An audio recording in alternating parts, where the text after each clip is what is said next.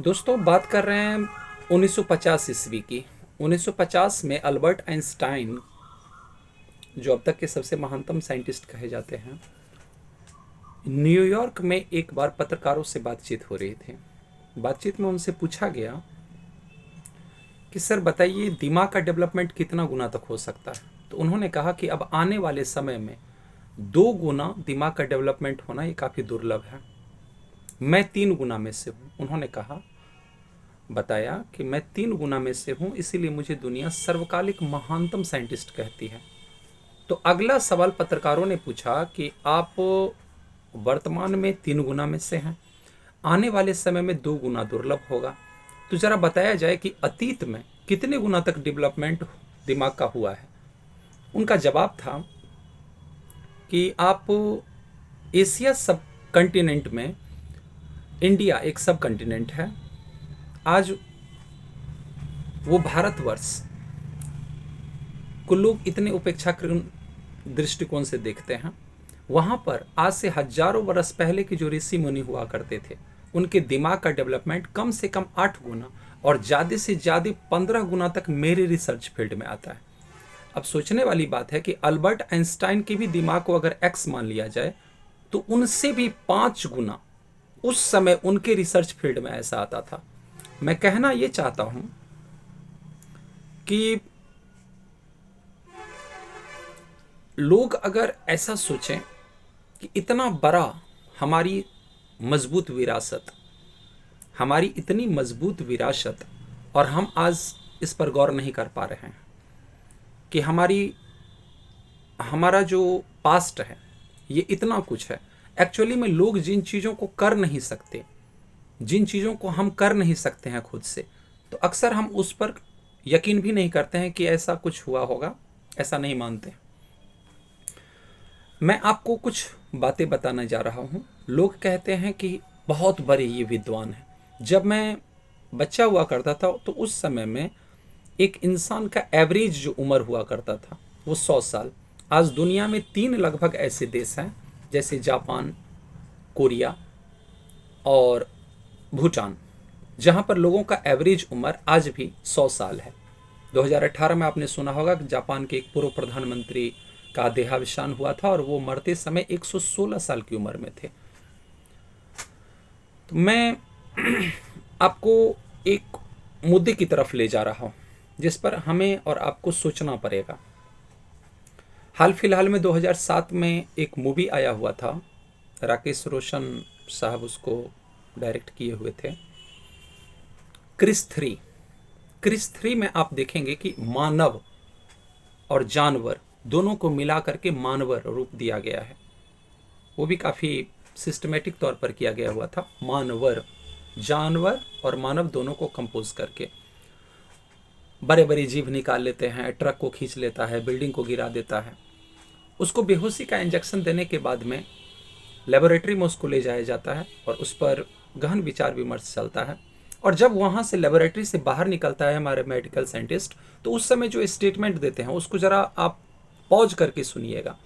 वो स्टेटमेंट देते हैं कि इस मानवर का दिल प्रत्येक 2.5 मिनट पर एक बार धड़कता है, और जिससे ये बात साबित होता है कि ये मानवर कम से कम 10,000 बरस तक जिंदा रह सकता है। अब सोचिए, अब इसी चीज़ को अपने अतीत में लेकर जाइए। हमारे ऋषि मुनि जो घने वृक्ष के नीचे, पहाड़ के किनारे, पहाड़ के ऊपर, कंदरा में, नदी के किनारे, मतलब जो साक्षात हमारे जो नेचुरल सिद्धपीठ है, जो नेचुरल सिद्धपीठ है, वहां पर बैठ करके वो घोर तपस्या करते थे। एक्चुअली में वो अपने सांस को साधने की काम करते थे।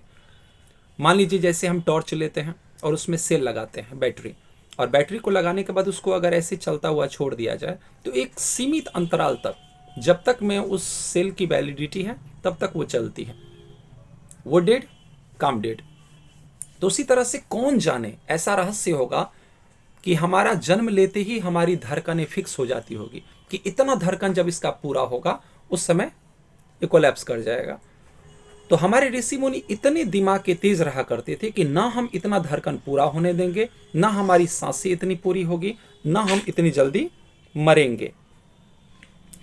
और इस तरह से अगर आदमी अपना उम्र 10,000 बरस भी अगर कम से कम कर ले और 500 बरस से ही अगर वो स्टडी के पीछे लगा दिया जाए, तो हम लिटरेचर की भाषा में इसको बोल सकते हैं कि physics plus chemistry plus physics plus botany plus zoology plus microbiology plus thermodynamics वगैरह वगैरह बराबर व्हाट।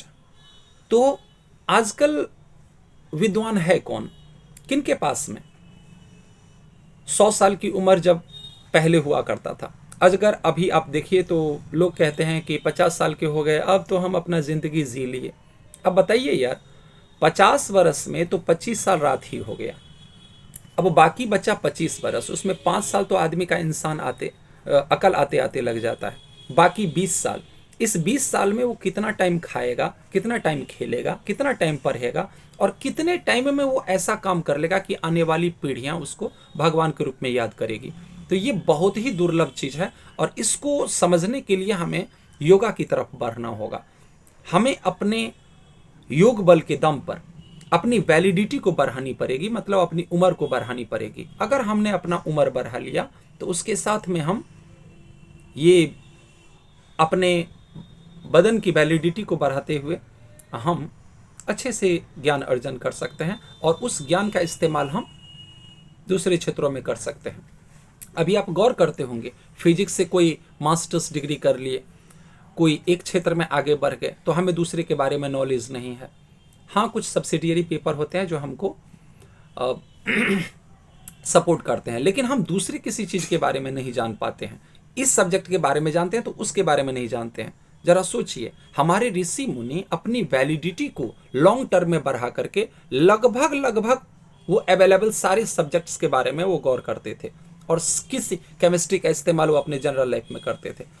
मैं आपसे पूछना चाह रहा हूँ कि अभी हमारे student CBSE, ICSE, different government boards exam में करिकुलम में पढ़ते हैं, पढ़ने के बाद में अगर वो आ रहा है और रास्ते पर सांप ने उसको डस लिया, तो वो किस मेथड से, कौन सी जानकारी से वो अपने आप को वो ट्रीट कर सकता है, कैसे वो पता चलेगा? इसी बात पर हम बात कर रहे थे कि हमारे त्रेता युग में जब भगवान राम, सीता जी, लक्ष्मण जी वन की तरफ प्रस्थान किए, अचानक जाने से 1 घंटा पहले उनको नहीं था मालूम कि हम वन की तरफ जाएंगे, और ऐसे समय में भी वो जब वन की तरफ गए, एक भी दिन बीमार नहीं होने का चर्चा पूरे रामायण में हमको मिलता। एक भी दिन वो बीमार नहीं पड़े, क्योंकि उन्होंने अपना आश्रम पंचवटी में बनाया था। पंचवटी एक्चुअली कोई जगह नहीं है, जहां पर 5 वृक्षों की बहुतायतता हो उसे ही हम पंचवटी कहते हैं। बरगद, पीपल, नीम, आंवला और तुलसी। सोच करके देखिए, हमारा आयुर्वेद कहता है कि जहां पर इन 5 वृक्षों की बहुतायतता होगी वहां पर कोई भी इंसान बीमार पड़ ही नहीं सकता। कितना स्ट्रॉन्ग उनका उस समय का जो हमारा सिलेबस था, पढ़ाई जो होती थी, वो हम उसको जनरल लाइफ में इस्तेमाल कर सकते थे। आजकल ये एक चैलेंज होता चला जा रहा है। तो इन सारी चीज़ों को गौर करने के लिए हमें अपने जो मजबूत हमारी जो विरासत है, यूं कहें कि हमारी इतनी मजबूत विरासत है जिसे हमारा कमज़ोर कंधा ढो नहीं पा रहा है, तो इसको समझने के लिए हम लोगों को इस दिशा में कदम बढ़ाना होगा। थोड़ा टाइम योगा के पीछे गुजारिए, अपनी वैलिडिटी बढ़ाइए और वैलिडिटी को बढ़ाने के बाद हम बाकी चीज़ों को खुद ब खुद अर्जित कर सकते हैं। Thank you very much. बहुत जल्दी हम नेक्स्ट वीडियो में मिलेंगे।